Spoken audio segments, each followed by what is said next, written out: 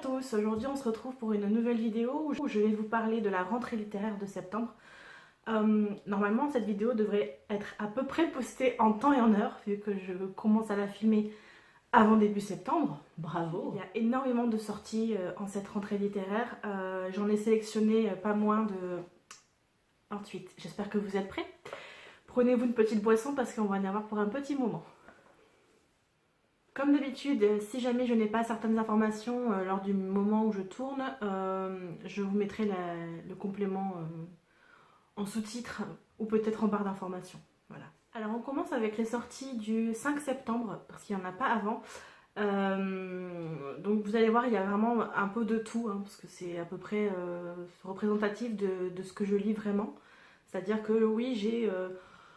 peut-être un petit penchant pour les thrillers et le fantastique en général, mais j'aime différents styles de romans. Alors, le 5 septembre sort J'ai couru vers le Nil de Hala El Aswany chez Actes Sud. Donc c'est un livre qui m'intéressait assez parce qu'on va parler de l'Égypte, de l'amour pendant la révolution égyptienne. Donc on va aborder également la dictature et la révolution, vu que je viens de le dire. Pour faire simple, je pense que le mieux c'est quand même de vous lire les résumés, parce que moi c'est ce qui me donne beaucoup envie de me plonger dans un livre. Et quelquefois c'est un petit peu plus compréhensible que un premier avis d'une personne qui a lu un résumé. Alors que la mobilisation populaire est à son comble sur la place Tahrir, Asma et Mazen, qui se sont connus dans une réunion politique, vivent leurs premiers instants en amoureux au sein d'une foule immense.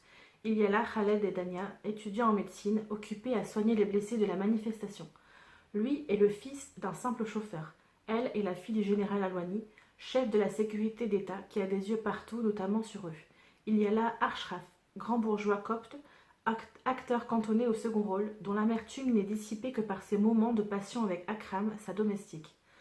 Ashraf, dont les fenêtres donnent sur la place Tahrir et qui, à la suite d'une rencontre inattendue avec Asma, a été gagné par la ferveur révolutionnaire. Un peu plus loin, il y a Issam, ancien communiste désabusé, victime de l'ambition de sa femme, Nouran, présentatrice télé, prête à tout pour gravir les échelons et s'ériger en icône musulmane, qu'il s'agisse de mode ou de mœurs sexuelles. Chacun incarne une facette de cette révolution qui marque un point de rupture dans leur destinée et dans celle de leur pays. Espoir, désir, hypocrisie, répression, El Aswany assemble ici les pièces de l'histoire égyptienne récente, frappée au coin de la dictature et convoque le souffle d'une révolution qui est aussi la sienne. À ce jour, ce roman est interdit de publication en Égypte. Donc ça m'intrigue énormément d'en savoir un peu plus sur ce sujet. On va enchaîner directement avec la deuxième sortie du mois. Il s'agit de Miss Jane de Brad Watson. Alors, je n'ai pas noté la maison d'édition, j'essaierai de vous la trouver au moment du montage. On va aborder le thème du handicap, de l'amour avec le handicap, de la conscience de soi et de l'émancipation. Pareil, je vous lis le petit résumé. Jane Chisholm vient au monde en 1915 dans une petite ferme du Mississippi. Quelques instants après sa naissance, le docteur Thompson saisit un carnet et commence à prendre des notes. Jane est née avec une malformation, un handicap qu'elle devra surmonter sa vie durant. Les premières années à la ferme, au milieu d'une nature éblouissante, sont joyeuses et innocentes. Ce n'est qu'à l'approche de ses 6 ans que la petite Jane prend conscience de sa singularité. Mais sa soif d'apprendre est plus forte que les réticences de ses proches. Elle entre à l'école, se plonge dans les livres, puis arrive l'adolescence. Et le docteur Thompson devient son principal confident, y compris lorsque celle-ci tombe amoureuse. Miss Jane est un grand roman de formation et d'émancipation, une histoire de désir, d'espoir et de courage portée par une langue sensuelle. Malgré la différence, elle franchit chaque étape de sa vie avec une force et une poésie qui lui permettent de poursuivre sa quête insatiable du bonheur dans cette Amérique rurale que le XXe siècle est en train de bouleverser. Le résumé m'a vachement donné envie. Suivre une histoire du point de vue d'une personne qui a un handicap. Donc on ne dit pas pour l'instant quel genre de handicap c'est. Donc je pense que ça peut être intéressant de le découvrir directement à la lecture sans en savoir plus avant. La sortie suivante, il s'agit d'un format poche. Donc je vous parle également des sorties poche parce qu'il y a pas mal de choses, comme j'ai repris la lecture intensive que depuis le début de l'année. Enfin même milieu d'année on va dire. Il y a forcément des sorties poche qui viennent donc qui arrivent maintenant. Donc la plupart d'entre vous a peut-être déjà vu passer ces sorties l'année dernière en grand format. Mais c'est intéressant aussi, je pense, de découvrir les formats poche qui viennent parce que quelquefois on peut passer à côté de certaines sorties vu que voilà, on peut pas avoir un œil sur toutes les sorties classiques en grand format si on n'est pas à fond dedans H24. Il s'agit de Le mur des apparences de Gladys Constant. Pareil, bon, c'est format poche, je pense que ça va être édition pocket ou quelque chose comme ça. Alors, sans parler de la couverture qui est extrêmement jolie, on va y aborder les thèmes du harcèlement scolaire, du suicide et de la violence dans l'école. Alors, ça m'intéressait énormément parce que on va pas dire, enfin, pour moi, c'est pas vraiment du harcèlement, mais j'étais quand même souvent la cible de moqueries à l'école dans ma jeunesse. Donc, je vous rassure, hein, je suis passée à autre chose depuis longtemps. Mais je trouve que c'est un sujet très sensible auquel il faut s'intéresser. Le résumé, on me dit Justine, lycéenne, est la cible d'attaques quotidiennes de la part de certaines camarades qu'elle appelle les hyènes. À leur tête, la magnifique Margot, riche, populaire, enviable, et cela depuis l'école primaire. Pourtant, un matin, Margot ne vient pas en cours. La classe apprend alors son suicide. Pour Justine, c'est un choc. Pourquoi en finir avec la vie quand on a tout ? En menant l'enquête, elle va découvrir les fausses amitiés, les manipulations, les pactes secrets et même pire. Le mur des apparences va exploser. Donc apparemment, on va s'intéresser surtout aux harceleurs entre guillemets parce que on va nous montrer, je pense que le harceleur peut devenir la victime et enfin voilà, c'est un sujet très très vaste dont je vous reparlerai quand j'aurai lu ce livre parce qu'il m'intéresse énormément. Il fait partie de ceux que j'ai le plus envie de lire pour ce mois de septembre. Ensuite, encore un format poche, il s'agit de Toutes les femmes sauf une de Maria Pourchet. On va y aborder le terme de la confession, de la condition de la femme, de destin de femme en général, et on va parler aussi d'une femme dans une maternité. Le résumé, c'est dans une maternité, une femme épuisée sous perfusion. Elle vient d'accoucher d'une fille, Adèle, et contemple le berceau entre amour, colère et désespoir. Quelque chose la terrifie au point de la tenir éveillée, de s'interdire tout repos. La loi de la reproduction. De génération en génération, les femmes de sa lignée transportent la blessure de leur condition dans une chaîne désolidarisée, sans merci, où chacune paye l'ardoise de la précédente. Elle le sait, elle en résulte, faite de l'histoire et de la douleur de ses aînés. Elle voudrait que ça s'arrête, qu'Adèle soit neuve et libre. Alors, comme on vide les armoires, comme on nettoie, elle raconte, adressant à Adèle le récit de son enfance. Elle explore la fabrique silencieuse de la haine de soi, qui s'hérite aussi bien que les meubles et la vaisselle. Défiance du corps, diabolisation de la séduction, ravage discret de la jalousie mère-fille, elle offre à Adèle un portrait tourmenté de la condition féminine où le tort fait aux femmes par les femmes apparaît dans sa violence ordinaire. Et c'est véritablement un cadeau, car en mettant à nu, rouage après rouage, la mécanique de la transmission, elle pourrait parvenir à la détruire. Voilà, donc je ne sais pas si le résumé vous a fait tilt, mais moi il m'a énormément intéressée. Je suis très curieuse d'en découvrir un peu plus dès sa sortie.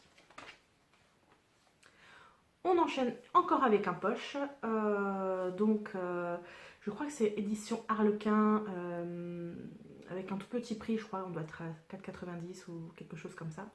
N'hésitez pas à me corriger si je me trompe.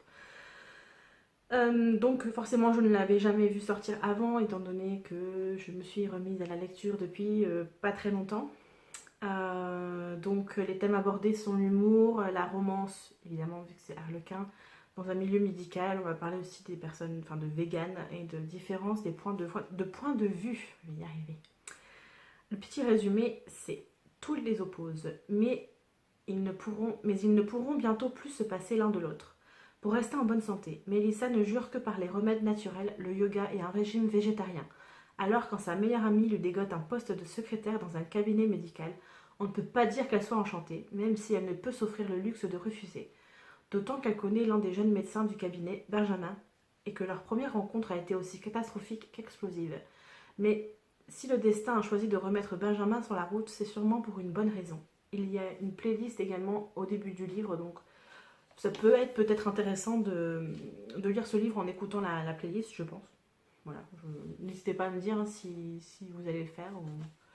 Voilà, donc je pense qu'il s'agit d'une petite romance classique. Hein, on est sur un Harlequin, donc Il n'y aura rien, je pense, de non plus transcendant, mais voilà. Quelquefois, ça fait du bien d'avoir des petites histoires comme ça. La dernière sortie que j'ai notée pour le 5 septembre, c'est le magnifique Ash Princess de Laura Sébastien aux éditions Albert Michel, Wiz. Bon, vous connaissez tous la couverture, hein, je pense que vous avez dû la voir passer depuis ces derniers temps, énormément sur Instagram notamment. Je vais faire mon petit mouton, hein, je vais certainement me procurer. Voilà.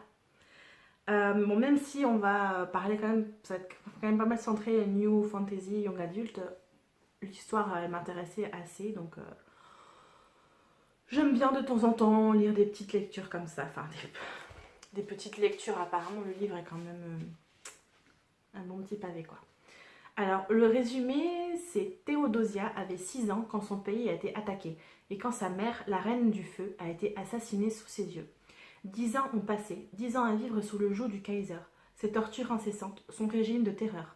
10 ans qu'elle n'a pas prononcé son véritable nom. Théodosia s'appelle maintenant Thora, princesse de cendre. Le jour où le Kaiser la force à exécuter son dernier allié, celui qu'elle voit comme son unique chance de survie, Théodosia ne peut plus ignorer sa rage vengeresse. Elle se lance dans une intrigue où la séduction cache des crimes de sang, où les amitiés ne servent plus qu'à une chose, regagner son pouvoir. Incapable de déterminer à qui elle peut vraiment se fier, Théodosia va apprendre jusqu'où elle est prête pour aller venger sa mère, regagner son peuple et reprendre son titre de reine. Voilà, donc je ne vais pas m'étendre plus sur ce livre parce que je pense que vous avez vu beaucoup en entendre parler. Il me fait très très très envie. On passe maintenant aux sorties du 6 septembre et la première que j'ai notée c'est Les femmes et le pouvoir de Mary Beard, je pense. C'est un manifeste donc il sort aux éditions Perrin. On va y aborder le féminisme, la condition de la femme dans l'Antiquité, histoire, politique et conflit de pouvoir. Donc autant vous dire qu'il y a de quoi faire. J'ai très très très très envie de lire ce livre également. Le petit résumé que j'ai noté, c'est si la question de la place des femmes dans les structures du pouvoir est d'une actualité brûlante, la misogynie a des racines anciennes. Dès l'Odyssée d'Homère, les femmes se sont vues interdire tout rôle de premier plan dans la vie civique, le discours public indissociable du pouvoir politique étant défini comme masculin. Pour mieux cerner la violence exercée sur les femmes afin de leur intimer le silence, Mary Beard puise dans l'histoire de Méduse ou de Philomèle, dont la langue fut coupée, d'Elizabeth Ier ou d'Hillary Clinton. Elle revisite ainsi avec humour la question de l'égalité des sexes et explique pourquoi, depuis 2000 ans, l'on a réservé aux femmes qui s'expriment et revendiquent le pouvoir une image détestable, édifiant et salutaire. Voilà, donc autant vous dire qu'étant très intéressée par la cause féministe, ce livre, je vais l'acheter dès sa sortie. Voilà. La deuxième sortie que j'ai notée pour le 6 septembre, il s'agit de Pose tes yeux sur moi de, alors pardon si j'écorche le nom, Mareike Krugel, chez Nil. On va y aborder le thème de la vie de famille, de la maladie et de l'amour des siens en fait. Le résumé: Katharina, mère de 2 enfants, est débordée par un quotidien qui ne lui fait pas de cadeaux. Son mari a accepté un job à Berlin, loin de chez eux, et elle est la plupart du temps livrée à elle-même. Elle s'occupe de tout son petit monde, assommé de listes à cocher et de tâches à accomplir. Ce vendredi, alors qu'elle découvre une boule dans son sein, ses préoccupations vont prendre une autre tournure, et les questions affluer. Si elle devait partir, que laisserait-elle en héritage? Est-elle devenue la fourmi invisible d'une famille qu'elle aime, mais qui ne la voit plus? Voilà, donc je pense que ça peut être très intéressant à découvrir. Alors, toujours le 6 septembre, sort au format poche Alma de Sizia Zike. Donc c'est un roman noir. On va parler de pouvoir dans ce livre, donc ça m'intrigue énormément. Je vais directement passer au résumé, ce sera plus simple. Une petite fille aux étranges pouvoirs vient au monde. Autour d'elle, c'est l'Espagne du Moyen-Âge, aussi barbare que raffinée, à la fois religieuse et brutale, où la reine Isabelle la catholique s'apprête à chasser tous les juifs du royaume. La petite Alma, celle qui parle avec Dieu, deviendra-t-elle le guide dont son peuple a besoin, ou bien sera-t-elle comme tant d'autres balayée par le vent mauvais de l'histoire? L'épouvante se mêle au comique, les destins s'enchevêtrent, aussi grandiose que pitoyable dans un récit haletant, à la force d'une légende. Ouais, il m'en fallait pas plus pour être très intriguée par ce livre, donc je pense que je vais me le procurer. La sortie suivante que j'ai notée, il s'agit de Panorama illustré de la fantaisie et du merveilleux d'André-François Ruot. Donc c'est également un livre qui va sortir en format poche. Alors évidemment que si un livre parlant de fantaisie, de merveilleux avec des illustrations de grands auteurs et en plus avec une analyse littéraire sort, évidemment que je vais y être intéressée. Je vais essayer de lire le résumé, enfin je vais le réduire vraiment parce qu'on nous cite énormément d'auteurs en fait et de personnes célèbres, donc voilà, en gros, en plus d'une centaine d'essais de Charles Perrault à J.R.R. Martin, en passant par Les Mille et Une Nuits, William Shakespeare, Hans Christian Andersen, J.R. Tolkien, Lewis Carroll, Arthur Rackham, je vais pas tout lire, J.K. Rowling, Terry Pratchett, Neil Gaiman évidemment. On va être plongé au cœur du légendaire, du féerique, de l'épique et du merveilleux. Donc c'est un ouvrage encyclopédique qui va parcourir l'ensemble des imaginaires du merveilleux, avec la collaboration de pas mal de spécialistes dont je ne vais pas citer tous les noms parce qu'il y en a pour 9 ou 10 lignes. Donc je vous laisserai découvrir ça par vous-même. Voilà, donc la couverture déjà elle est très très intrigante, et je pense que ça va être un petit objet de collection pour tous les amateurs de fantasy, de merveilleux. Envie, il s'agit d'Évasion de Benjamin Whitmer chez Guy Meister. C'est un roman noir, on va parler de chasse à l'homme dans le Colorado, d'évasion de prison hein, évidemment. On nous dit 1968, le soir du réveillon, 12 détenus s'évadent de la prison d'Old Lonesome, autour de laquelle vit toute une petite ville du Colorado encerclée par les montagnes rocheuses. L'événement secoue ses habitants et une véritable machine de guerre se met en branle afin de ramener les prisonniers, morts ou vifs. À leur trousse se lancent les gardes de la prison et un traqueur hors pair, les journalistes locaux soucieux d'en tirer une bonne histoire, mais aussi une trafiquante d'herbe décidée à retrouver son cousin avant les flics. De leur côté, les évadés, séparés, suivent des pistes différentes en pleine nuit et sous un blizzard impitoyable. Très vite, une onde de violence incontrôlable se propage sur leur chemin.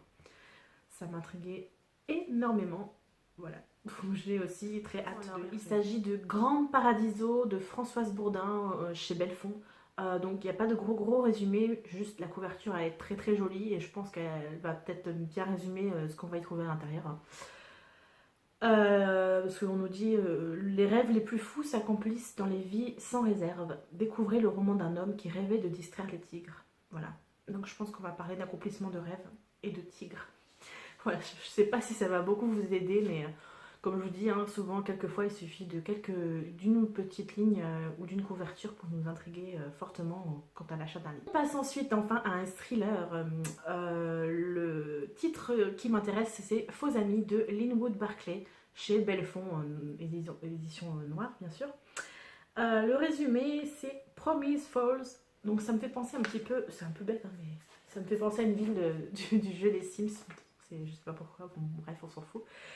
État de New York aujourd'hui. Rien ne va plus à Promise Falls.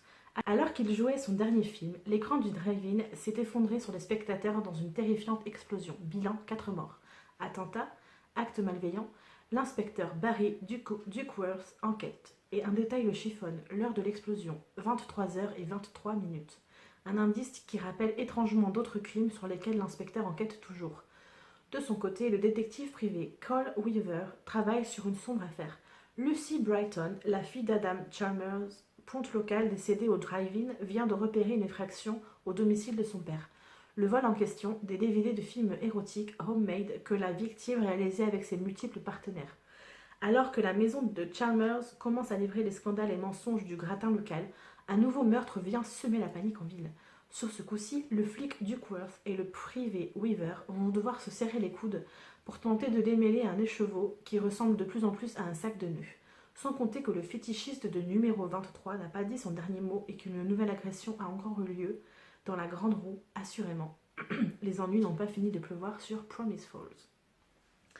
Donc résumé assez complet quand même, qui m'a bien sûr donné envie de lire ce livre. Voilà. encore un thriller qui va sortir le même jour.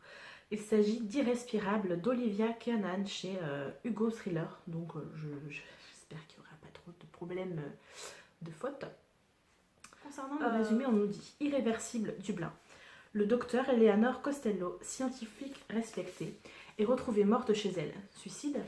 Ensuite, on nous dit Implacable. À peine remise des coups reçus lors de sa précédente affaire, la commissaire Frankie Sheehan se voit confier l'enquête. La disparition du mari d'Eleanor, puis la découverte d'une neuvième et bientôt d'une deuxième et bientôt d'une troisième victime, lui prouvent qu'elle est en présence d'un tueur en série et que ce tueur aime jouer avec la mort. Irrespirable. Victime consentante, site BDSM, Near Death Experiences, chambre de torture, meurtre filmé et ritualisé. Jusqu'à sa confrontation finale avec le tueur, Frankie va s'immerger dans ce que l'âme humaine a de plus noir et de plus pervers. Un noir absolu, malgré les taches de bleu de Prusse, ce pigment utilisé par Chagall et que l'on retrouve sur les victimes comme une signature. Voilà, donc ce livre, le résumé m'a vachement intriguée aussi, hein, la couverture est très jolie. Et il y a une partie apparemment quand même assez hard, enfin assez choc, on va dire. Donc je vous en reparlerai quand je l'aurai acheté. Ensuite, pour le 8 septembre, j'ai noté une petite sortie, une sortie. Il s'agit de Deadline, tome 1, For Love, de Sandra Leo chez Livresque. J'ai énormément accroché au résumé de celui-ci, donc je pense qu'il va faire partie des premiers à passer de ma wishlist à ma palle, qui va bientôt décéder. On nous dit, le résumé c'est Samuel, artiste pris au piège dans le star system londonien, décide du jour au lendemain de fuir la célébrité, la drogue, les paparazzis. Il s'enfuit dans un coin tranquille du sud de la France, incognito, où il redécouvrira le plaisir de jouer de la musique, de se promener dans les rues. Au hasard d'une balade, il la rencontrera, Charlie, celle dont il tombera fou amoureux au premier regard. Ils se cherchent, se dévoilent l'un à l'autre, pendant que lui retrouve enfin ce qui était enfoui au plus profond de lui-même. Une histoire d'amour mêlée de romantisme et de passion, seulement la célébrité lui reviendra en pleine figure. Leur amour y résistera-t-il? Voilà, donc je pense que même s'il n'y a rien de très original, ça peut être intéressant à lire, hein. Moi j'adore tout ce qui touche un peu à la musique. On va parler aussi, c'est un système londonien, donc je pense qu'il va y avoir quand même pas mal de choses sur l'Angleterre. Ça ne pouvait que m'intéresser, voilà. Je passe maintenant aux sorties du 12 septembre, donc le premier que j'ai noté, qui me fait énormément envie. Il s'agit de Le journal de Mark Darcy d'Amanda Grange chez Milady édition de luxe. Donc la couverture est juste waouh. Et elle n'est pas sans rappeler la couverture de luxe de Orgueil et préjugés, évidemment, de Jane Austen, qu'on ne présente plus. Et ce livre ira parfaitement dans ma bibliothèque à côté de mon petit bijou. Donc je pense me le procurer également, hein. Donc en fait c'est Orgueil et préjugés mais du point de vue de Monsieur Darcy. Donc je pense que ça peut être intéressant. On nous dit, la seule chose qui me hante alors que j'écris est le regard que je surpris de la part de Miss Elizabeth Bennet lorsque je fis remarquer qu'elle n'était pas assez belle pour me donner envie de danser. Si je ne savais pas que c'est impossible, je dirais qu'il était ironique. Dans son journal, Darcy nous dévoile le tréfonds de son âme. Déchiré entre les devoirs de l'honneur dû à son rang et ses sentiments naissants pour la charmante Elizabeth Bennet, il s'interdit de tomber amoureux. Alors, également, le 12 septembre sort Le parfum de nos souvenirs de Camille Di Maio chez Milady. Donc, c'est une fiction historique qui va nous parler de la Seconde Guerre mondiale. Et je suis très intéressée par cette sortie. Le résumé, on nous dit, dans la tourmente du Blitz, dans l'Angleterre d'avant-guerre, Julian Westcott enchaîne les balles et ne manque pas de prétendants. Lors d'une visite à son frère placé en institut, elle rencontre Kyle McCarthy, un jeune séminariste irlandais. Malgré les avertissements de sa famille, Julian tombe amoureuse de Kyle et quitte tout pour se marier avec lui. Mais alors que la guerre secoue le monde et que le Blitz décime l'Angleterre, un tragique accident oblige Julian à tout abandonner et à se forger une vie nouvelle faite de mensonges. Mais un jour, la vérité la rattrapera et elle devra alors faire face à son passé. Voilà, ce petit résumé m'intriguait fortement, donc je me suis dit que pourquoi pas tenter l'expérience de le lire. La dernière sortie du 12 septembre que j'ai notée, il s'agit encore d'un thriller qui me fait énormément envie parce que le résumé est assez... voilà, il envoie déjà du lourd, je trouve. Il s'agit de Par omission d'Erin Kelly chez Brajlon Thriller. Donc on nous dit ne restez pas dans le noir. Au cours d'une éclipse totale de soleil, un jeune couple voit sa vie bouleversée. Témoins d'un viol, Laura et Kit ont décidé de témoigner, quitte à mentir par omission pour être sûr que l'agresseur de Bess finira en prison. Mais Bess, rejetée par tous, s'est peu à peu immiscée dans leur existence. Et son agresseur, depuis 15 ans, crie vengeance. Terrifiée, Laura et Kit ont déménagé, changé de nom. Aujourd'hui, Laura est enceinte de jumeaux. Quand Kit, en bon chasseur d'éclipses, s'absente pour les îles Féroé, elle sombre dans l'angoisse. Elle sait qu'elle a eu raison de témoigner au procès, mais elle n'est pas la seule à avoir menti. Quelque chose lui a échappé. Une chose qu'elle n'aurait jamais pu deviner et qui aujourd'hui menace de tout faire s'effondrer. Classée parmi les 10 meilleures ventes de l'année en Angleterre, Par omission explore avec une extrême finesse les limites auxquelles nous sommes prêts pour protéger nos mensonges. En jouant habilement des nuances, Erin Kelly oppose la parole d'un homme et d'une femme sur le point de devenir parents, obsédés par la perfection, la justice et la transparence. Elle met en évidence cette zone floue, faite de lâcheté et de renoncement, où se faufilent les criminels et où se distille le poison. Donc voilà, je pense que ça va être assez intéressant à lire. L'histoire n'a pas l'air commode. Voilà. Maintenant, sorti du 13 septembre, et il y a un livre qui me fait super envie. Il s'agit de La coupure de Fiona Barton chez Fleuve Noir. Le résumé, c'est quand quelques lignes en bas de la colonne des brèves révèlent la découverte d'un squelette de bébé sur un chantier de la banlieue de Londres, la plupart des lecteurs n'y prêtent guère attention. Mais pour 3 femmes, cette nouvelle devient impossible à ignorer. On revit à travers elle le pire moment de son existence. 40 ans auparavant, on lui a dérobé sa fille à la maternité. Depuis, elle cherche des réponses. Pour Emma, jeune éditrice en freelance, c'est le début de la descente aux enfers. Car ce fait divers risque fort de mettre son secret le plus noir à jour et de détruire sa vie à jamais. Quant à Kate, journaliste de renom et avide d'une bonne story, elle flaire là le premier indice d'une affaire qui pourrait bien lui coûter quelques nuits blanches, car toutes les histoires ne sont pas bonnes à être publiées, encore moins quand elles font ressurgir des vérités que personne ne souhaite connaître. Voilà, donc rien que ça m'a donné énormément envie de découvrir ce livre.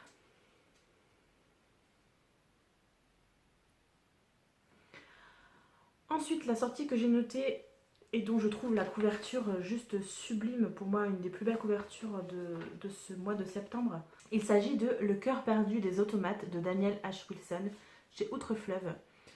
Je trouve vraiment le travail de la couverture très très très très joli.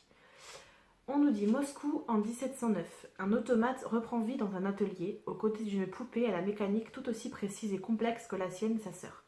Doués de parole et d'une âme, ils ont pourtant tout oublié de leur passé et de la guerre qui déchire leurs semblables. De nos jours, fascinée par les automates, June parcourt le monde à la recherche, brûlant de percer leur mystère. Elle possède un étrange legs de son grand-père, une sorte de cœur finement ouvragé, réceptacle, elle le sent, d'un secret intemporel et d'une histoire épique. En effet, si les automates existent depuis la nuit des temps, dissimulés parmi les hommes, le compte à rebours pour leur survie a débuté. Et c'est June qui en détient la clé. Ouais, donc on est sur de la science-fiction. Dernièrement, c'est un genre qui me plaît assez, on va dire. Donc je suis très curieuse de découvrir l'histoire de ce roman. Voilà. La sortie suivante promet de nous faire voyager puisqu'il s'agit de Dans la vallée d'Anna Kent chez Presse de la Cité. On va y parler de l'Irlande, légendes, croyances, plantes et fées. Voilà, donc un cocktail auquel je ne saurais résister. On nous dit certains êtres sont différents. Ils sont nés comme ça, sur le bord du monde. Ils savent voir ce que d'autres ne voient pas. Pour eux, les rivières ne coulent pas de la même façon. Le temps semble s'être arrêté dans ce village du sud de l'Irlande, égaré dans la vallée et battu par la famine. Elle a perdu son mari et sa fille et se retrouve seule avec son petit-fils de 4 ans, infirme. Pourtant, Nora s'en souvient. Quelques années plus tôt, Michael marchait et commençait déjà à parler. Que lui est-il arrivé? A-t-il été changé, remplacé pendant la nuit par les fées qui auraient posé un démon dans le berceau? Est-ce à lui que la vallée doit la malédiction qui la frappe? Mary, la jeune servante que Nora vient d'engager, se laisse impressionner par les commérages du village et les rapports à sa maîtresse. Ensemble, les deux femmes se mettent en quête de la seule personne en mesure de sauver Michelle, une originale qui vit seule dans la lande et parle le langage des plantes. Car même si tout le monde s'en méfie, on sait que la vieille Nance Roche a le don, qu'elle communique avec le peuple invisible et qu'il n'y a qu'elle pour faire revenir ceux qui ont été enlevés. Donc c'est très très très intriguant. N'hésitez pas à me dire si ce livre vous intéresse, voilà, si ça vous fait penser peut-être à un autre ouvrage, si vous connaissez aussi d'autres titres qui parlent des mêmes thèmes, donc d'Irlande, de fées, de légendes. Je pense qu'il en existe énormément, hein, voilà. On passe maintenant aux sorties du 19 septembre. Voilà, une petite lecture un petit peu sympathique. Il s'agit de Les beaux brins ténébreux cachent toujours quelque chose de Sophie Duquesne chez HQN. Voilà, un petit livre sympathique à lire tranquillement. Selon moi, la vie se divise en deux univers parallèles. La dimension idéale, celle où tout se passe comme prévu, où les planètes sont alignées et où les nuages sont roses comme les barbes à papa, et celle où on se cogne l'orteil contre la table basse et où l'on oublie son parapluie, un jour de mousson, autrement nommé réalité. Dans la dimension idéale, mon plan pour les vacances était simple, ma bande de copines folle, une villa palace avec piscine et bien sûr des cocktails trop chargés. L'abus d'alcool est dangereux pour la santé.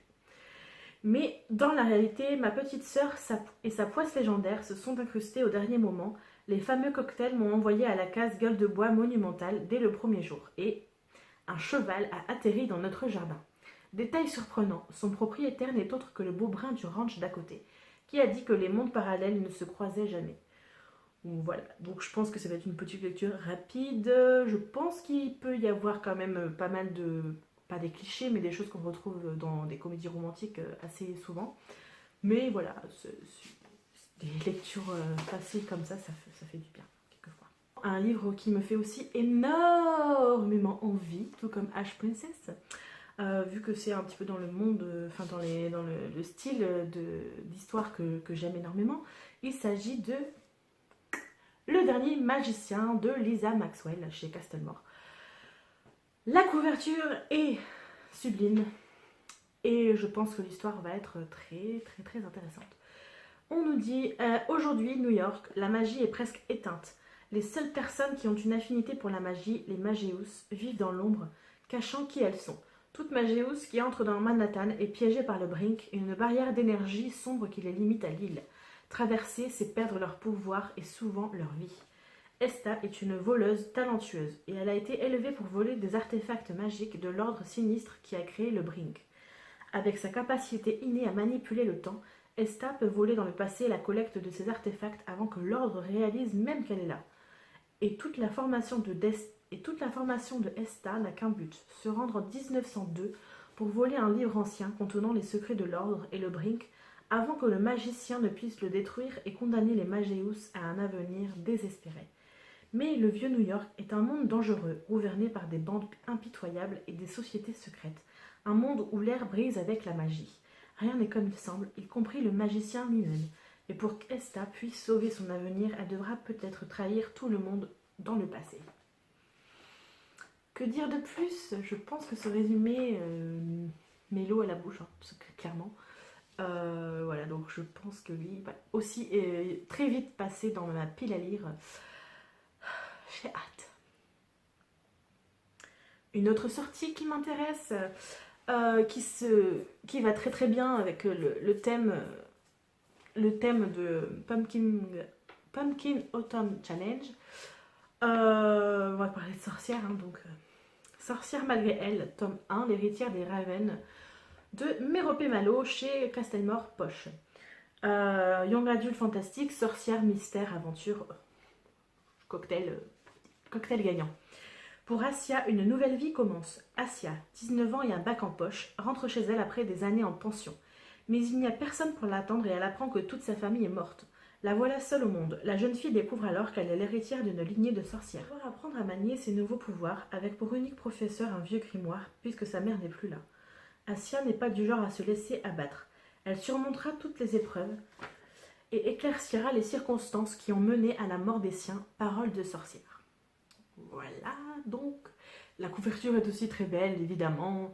Je pense que j'avais dû voir passer ce livre en VO sur la chaîne de Completely Mélanie, peut-être.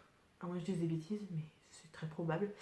Voilà, donc là en français, hein, c'est clairement plus facile à lire parce que je bloque depuis 3-4 mois sur un seul livre que je n'ai toujours pas fini de lire. Donc je vais attendre d'être passé, enfin d'arriver à la fin de l'année, je pense, pour essayer de lire en VO parce que en ce moment je bloque. Ça arrive.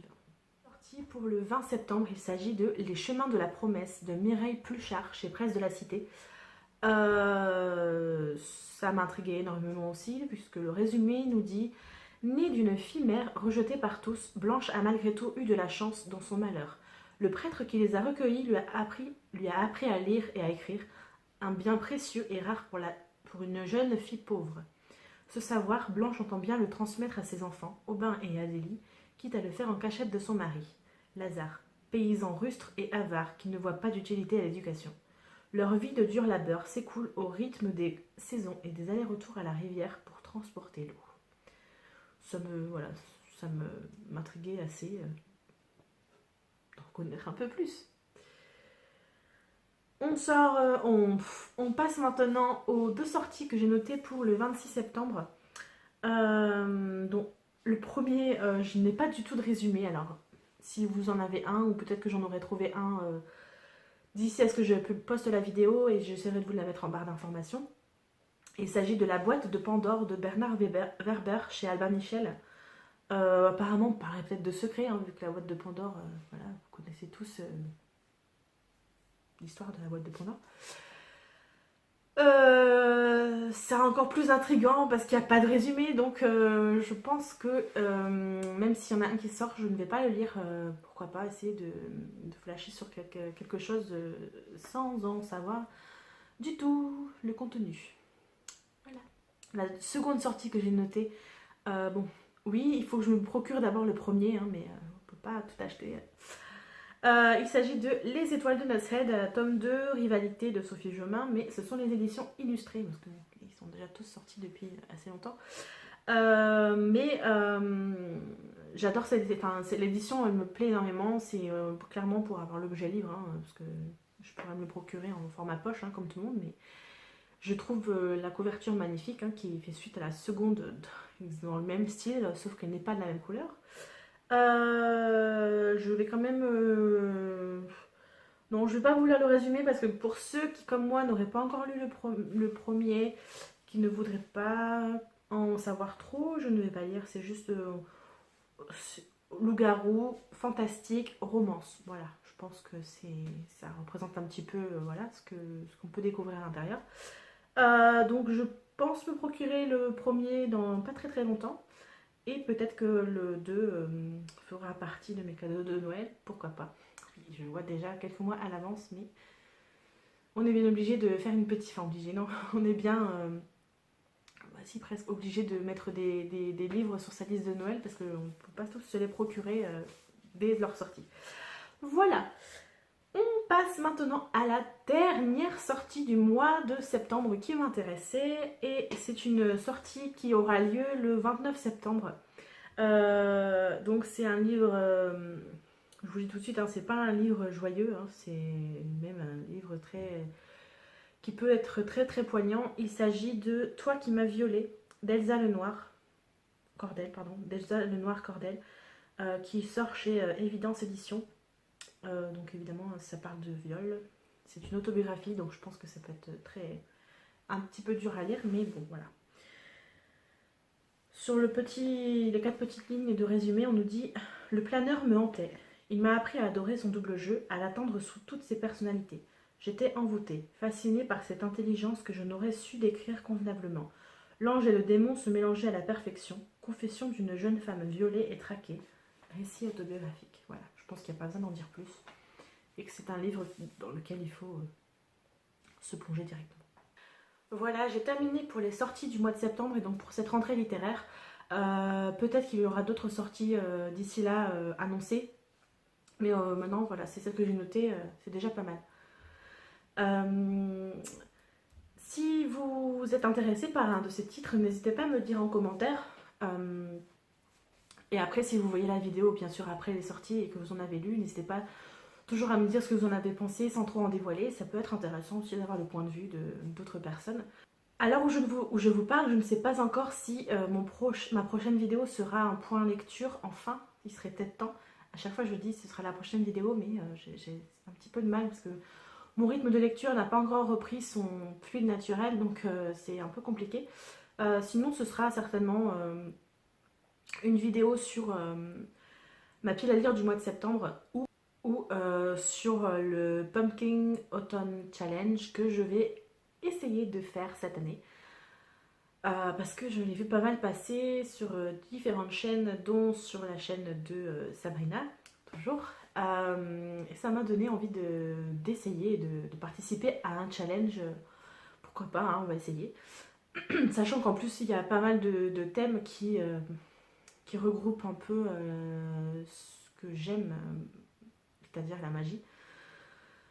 Magie, fée, aussi thriller, donc si je me rappelle bien, je pense avoir 12 livres au total, sachant que j'en ai un par catégorie, enfin un par sous-catégorie de chaque thème. Et j'ai pu caler 6 livres sur 12 qui venaient déjà de ma palle. Donc c'est quand même pas mal. Sachant que les autres, il y en avait aussi que je voulais me procurer qui étaient sur ma wishlist. Et je me suis dit, bon, c'était l'occasion de me les procurer pour le challenge. Sachant que c'est un challenge qui se déroule sur 3 mois, vu que c'est 3 mois d'automne. Voilà. Je vous en reparlerai dans une prochaine vidéo, évidemment.